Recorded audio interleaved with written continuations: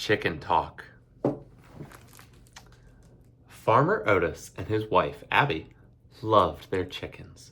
Their children, Willie and Belle, loved them too. All in all, there were 11 hens and 7 white-feathered Joyces, named after Abby's mother, Joyce, who loved white chickens. Joyce, Joyce, Joyce, Joyce, Joyce, Joyce, and Joyce. This is Beatrix, called Trixie, Grace, Bitsy, and Boo. There was one colorful rooster named Pedro, who protected his hens from foxes, hawks, and weasels. Abby made them salads with fresh lettuce and arugula from her garden. She collected their eggs in the hen house. "Thank you, dear girls," she said as she put the eggs in her basket to sell to the neighbors.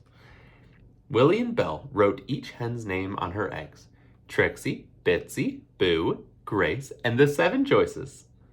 The neighbors liked that. They had their favorite hens. Willie and Belle read books under the big tree. The chickens peered and pecked at the books and cocked their heads at Willie and Belle when they told stories. Every day, Willie let the chickens out of their big pen so they could scratch in the dirt for bugs and worms. They loved being out and about. While Pedro lurked in the yard watching for danger, the hens sometimes sat on the porch chairs and looked out over the meadow like elegant ladies.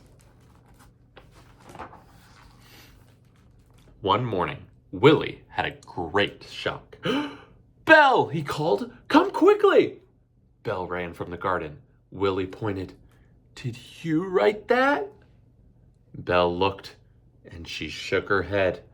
In the dirt, there read a message: "No more arugula." "Maybe Mama wrote it," said Belle, "or Papa." Willie shook his head. "They're at the market," said Willie, "and only the chickens eat arugula." Otis and Abby drove into the driveway and walked up the hill with shopping bags. Willie pointed out the words scratched in the dirt. Trixie strutted over and looked at Otis and Abby with her bright, beady eyes. "Trixie wrote that sentence," whispered Otis. "Yes," said Abby. "Don't tell anyone," said Otis. "They'll think we're nutty." Abby nodded. "I thought Trixie liked arugula."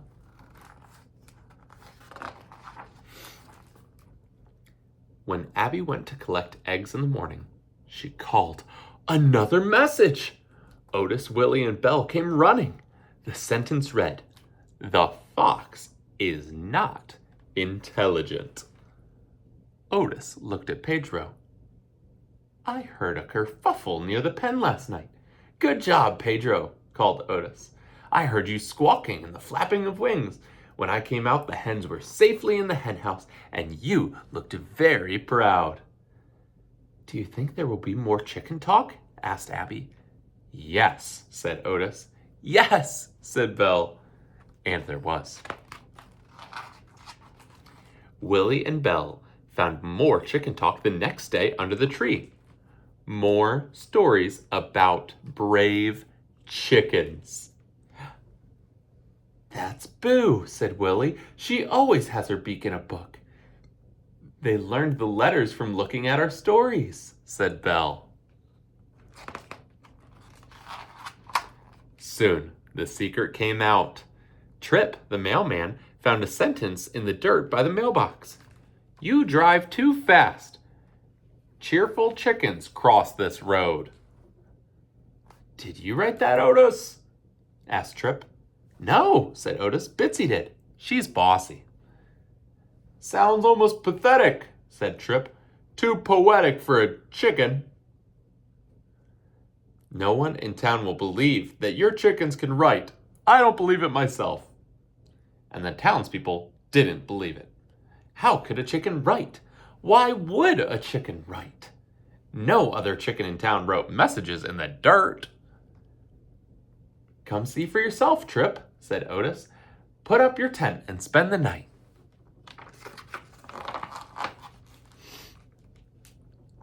Trip brought his small brown tent and sleeping bag and pillow. He set up near the chicken yard. Everyone went to sleep. There was a full moon. Early in the morning, while Trip was still sleeping, Willie let the chickens out of their pen. In the kitchen, Otis smiled as he drank his coffee, and soon it happened. Outside, there was a loud howl from Trip. Otis opened the kitchen door and looked out. Trip clutched his pillow. His tent collapsed on one side. He pointed to a message in the dirt. You snore, and there is a snake in your tent. A small snake slithered off into the bushes.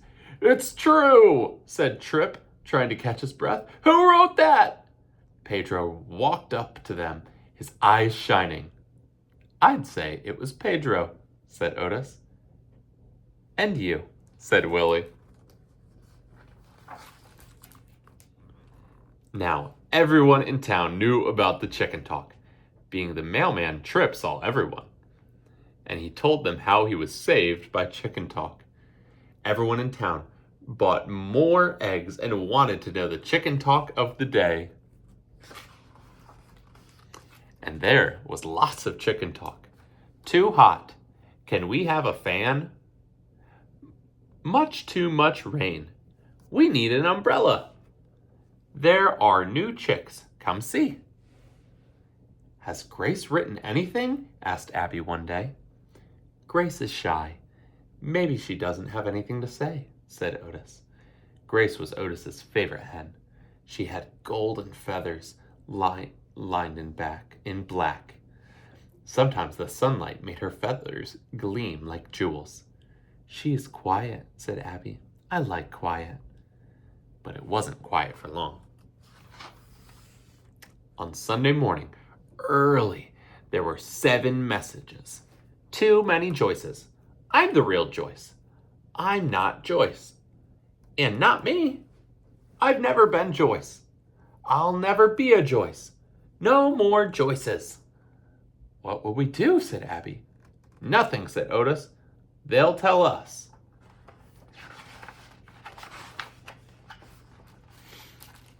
And they did.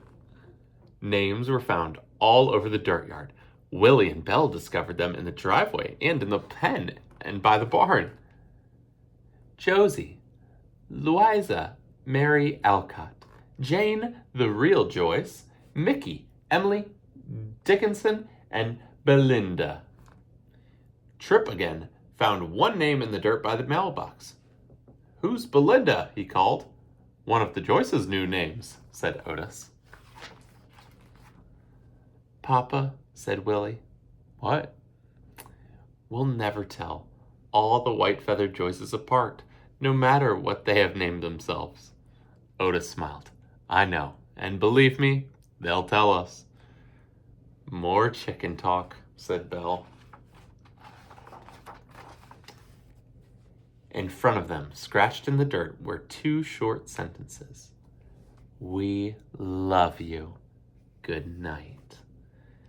Grace came over to look at them all. Grace, whispered Otis. It was you. Grace, said Abby. Grace, said Willie and Belle together. That was the kind of chicken talk they loved. The end. I love you, Gwen. I love you, Sadie.